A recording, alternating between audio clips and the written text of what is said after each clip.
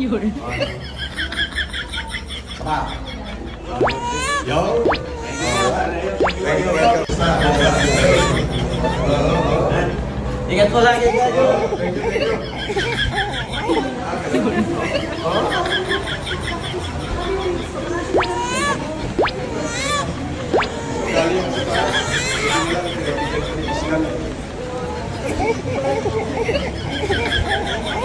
Yun.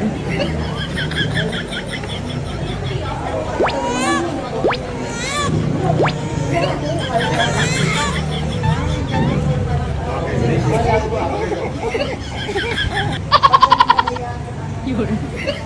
Galing naman ang Paranaque City.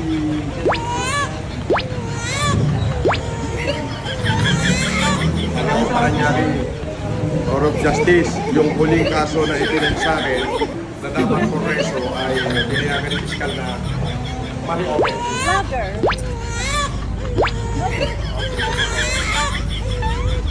Okay, boss. Alright. Yun.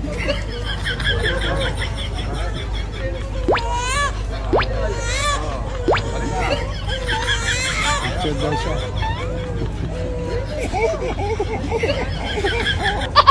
Pipicture daw sa boss.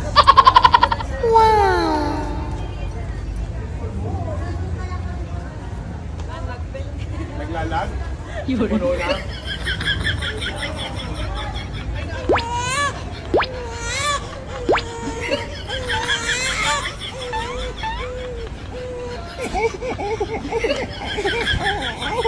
Yun.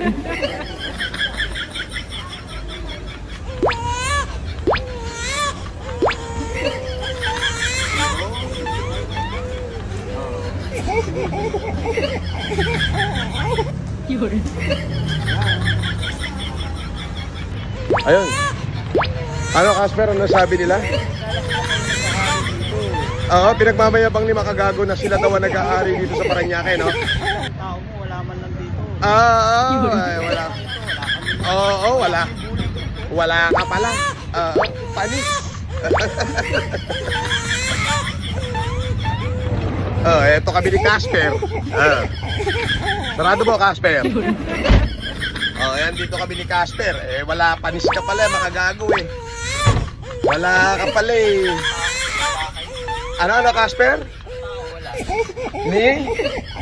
Tao dito, wala kayo. Aba, mamaya magla-live ako. Kita-kits tayo mamaya.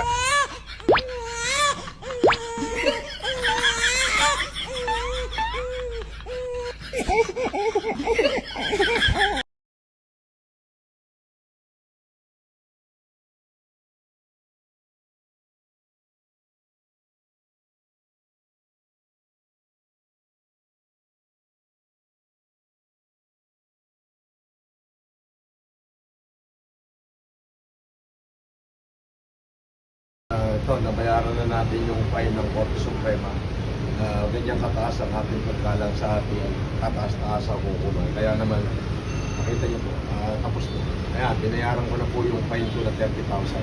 Andito po ako ngayon sa Supreme Court at sa wakas, natapos na rin.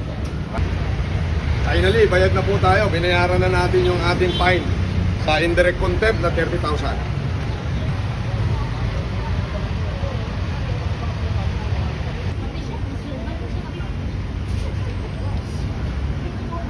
Windows 7. Salamat po.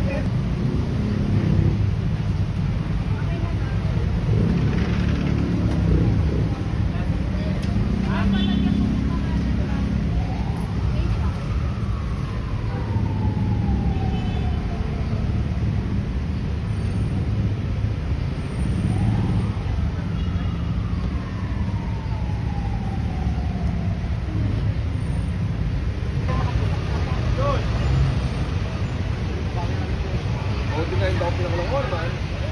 Siyempre, gusto natin sumunod na. Sabi ng mga abogado ko, wala na tayo.